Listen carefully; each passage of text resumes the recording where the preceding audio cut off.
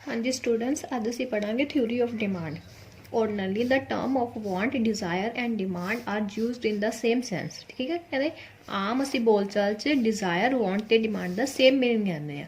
But in economics, all the three terms have different meanings। ਪਰ economics 'ਚ ਇਹਨਾਂ ਤਿੰਨੋਂ terms ਦੇ ਅਲੱਗ-ਅਲੱਗ meaning ਨੇ। Supposing you have a desire to have a color TV। ਠੀਕ ਹੈ, ਤੁਹਾਡੀ ਇੱਛਾ ਕਿ ਤੁਹਾਡੇ ਕੋਲ color TV ਹੋਵੇ, but you do not have enough money।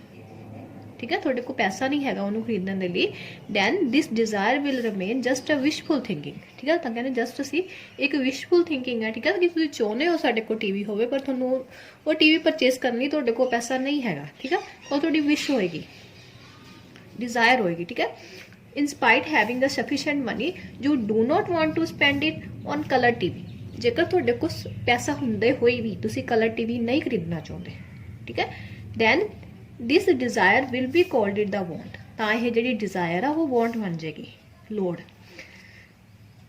But not demand. This desire will be demand only when you are ready to spend the necessary money to release your demand.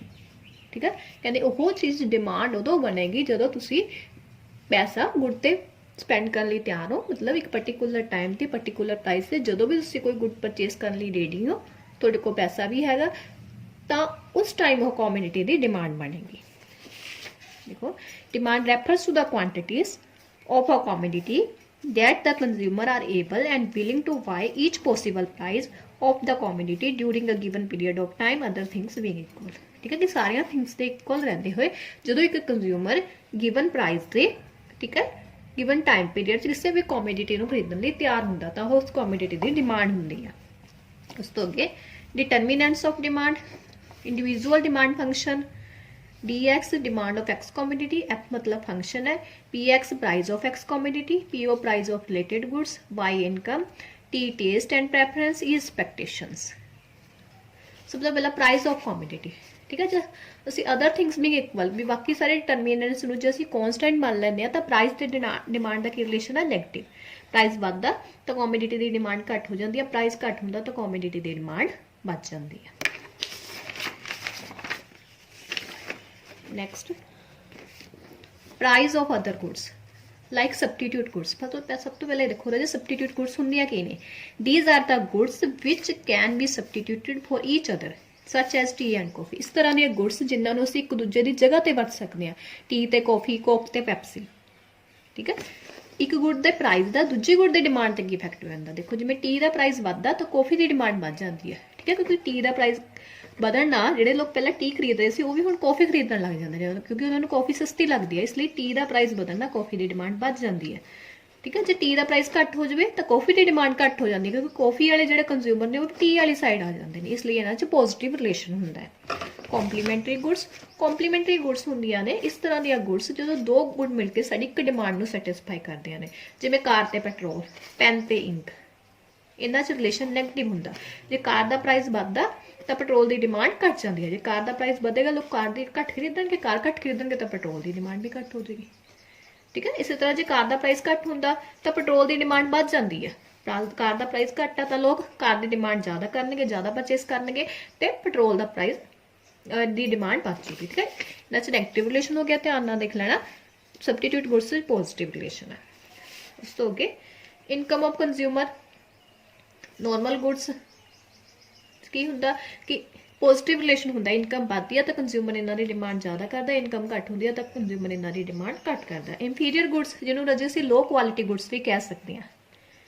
ठीक है, जो consumer की income ज़्यादा होंदी है तो इन्हां दी demand घट होंदी है, क्योंकि जो इनकम लैवल एक लिमिट तो बढ़ जाता तो वह लो क्वालिटी गुड्स खरीदना नहीं पसंद करता, उसकी जगह वो हाई क्वालिटी गुड्स में परचेज करता, इसलिए इनकम बढ़ना इन्हां दी डिमांड घट जाती है। तो जो कंज्यूमर की इनकम घट होंदी है तो इन्हां दी डिमांड ज़्यादा होंदी है। इन्हां च नैगेटिव रिलेशन होंदा है। नसैसरी गुड्स इन्हां दा कोई खास इफेक्ट नहीं पैंदा है। ठीक है, लाइक आपां कह सकते हैं नो चेंज, कि इनकम च चेंज होना, इन्हों कोई खास चेंज नहीं होता। कोई साल्ट मैच बॉक्स इदा थोड़ी होगा कि हम दाल च नमक ज़्यादा पाने लगे साड़ी इनकम बढ़ गई। ठीक है, इन्हों की जी डिमांड होनी है वो उन्नी ही होनी है। टेस्ट एंड प्रेफरेंस, ठीक है, किसी भी गुड की डिमांड कहने कि इंडिविजुअल के टेस्ट तो बहुत ज़्यादा वैरी करती है, किस तरह का फैशन चल रहा, किस तरह की हैबिट्स ने, किस तरह के कस्टम्स ने, किस तरह की चीज़ सूँ पसंद आ। जिवें मैं कहनी मैंने कॉफ़ी बहुत पसंद आ तो मैं कॉफ़ी परचेज करनी ही करनी है, चाहे वह प्राइस जितना मर्जी हो। फिफ्थ रजे एक्सपैक्टेशनस की होंदियां ने कि फ्यूचर च किस तरह की एक्सपैक्टेशन है कि फ्यूचर जो कमोडिटी के प्राइस बढ़न की उम्मीद आ जां घट होने की उम्मीद आ। ठीक है, जे ऐदा भी फ्यूचर च वो चीज़ का प्राइस बढ़ जाएगा तो हुण असीं वो चीज़ ज़्यादा खरीदांगे, चाहे हाई प्राइस ते भी वो हाई डिमांड करांगे। ठीक है, जे ऐदा कि फ्यूचर जो चीज़ का प्राइस घट हो जाऊगा, ठीक है, तो असीं हुण वो चीज़ घट परचेज करांगे चाहे वो प्राइस घट भी आ। इस तरह एक्सपैक्टेशनस भी रोल प्ले करती हैं। हाँ जी स्टूडेंट्स, नेक्स्ट देखो मार्केट डिमांड फंक्शन। ठीक है, सब तो पहला पापूलेशन, साइज ऑफ पापूलेशन है कहते जो वो भी डिमांड में इफेक्ट करता है। जिन्ना पापूलेशन का साइज ज़्यादा होगा उन्नी ही डिमांड ज़्यादा होगी, पापूलेशन का साइज घट होगा डिमांड घट होगी। फिर राजे एक चीज़ हो रहा कंपोजिशन ऑफ पापूलेशन। कंपोजिशन का की मतलब कि पापूलेशन किस तरह की है, उस मैन ज़्यादा ने वुमेन ज़्यादा ने या चिल्ड्रन ज़्यादा ने। मान लो इस तरह के एरिया उत्थे चिल्ड्रन ज़्यादा ने तो उत्थे ट्वाइस की डिमांड वध होएगी। ठीक है, भी कंपोजिशन किस तरह की है इतने भी डिमांड वेरी करती है। गवर्नमेंट पॉलिसी, गवर्नमेंट की पॉलिसी किस तरह की है, ठीक है, वो भी डिमांड में इफेक्ट करती है। जो गवर्नमेंट चाहती है कि किसी चीज़ की डिमांड घट जाए तो उत्ते हाई टैक्स इंपोज करूगी, जो टैक्स इंपोज करूगी वो कमोडिटी का प्राइस बढ़ जाऊगा तो वो डिमांड घट जाएगी। ठीक है, ये उल्ट जो गवर्नमेंट चाहती है किसी कमोडिटी का डिमांड इनक्रीज हो तो गवर्नमेंट उन्होंने सबसिडी दे देगी, जिससे प्राइस घट हो जाएगा तो डिमांड बढ़ जाएगी। क्लाइमेट एंड सीजन होर की मेन की है, मौसम किस तरह का, मौसम को देख के डिमांड होंगी है। ठीक है, जिमें ठंड च देखो वूलन क्लोथ्स की डिमांड होंगी है, उही समर च असीं कहने आ होर चीज़ां जिवें सूती कपड़े की डिमांड होंगी है जां आइसक्रीम की डिमांड होंगी है। इस तरह मौसम के अकॉर्डिंग भी जी डिमांड है वो चेंज हो जाती है। डिस्ट्रीब्यूशन ऑफ इनकम, इनकम का डिस्ट्रीब्यूशन किस तरह का, इक्वली डिस्ट्रीब्यूट है इनकम या नहीं हैगी। ठीक है, जो इक्वली डिस्ट्रीब्यूट है मतलब सारे लोगों का सेम जो इनकम लैवल आ तो सारे लोग ही डिमांड करनगे। ठीक है, पर जो इनकम इक्वली डिस्ट्रीब्यूट नहीं हैगी तो डिमांड आ जी वो घट होएगी। ठीक है, क्योंकि पुअर परसन को वैसे पैसा नहीं, वो इन्नी ज़्यादा डिमांड नहीं कर सकते, उन्हें सिर्फ अपनी जरूरत दी जो गुड्स ने उन्होंने डिमांड करनी है। ठीक है, तो जो रिच है ऑलरेडी सैटिस्फाइड है वो सब कुछ हैगा। ठीक है, उन्हें कोई खास डिमांड करनी नहीं हैगी, इसलिए मेन डिमांड किने करनी है मीडियम क्लास परसनस ने जेडे। ठीक है, जो इनकम का डिस्ट्रीब्यूशन इक्वल होगा ना कोई रिच होगा ना कोई पुअर होगा तो डिमांड सब तो वध होएगी। ठीक है, जो अनइक्वल डिस्ट्रीब्यूशन है तो डिमांड घट होएगी।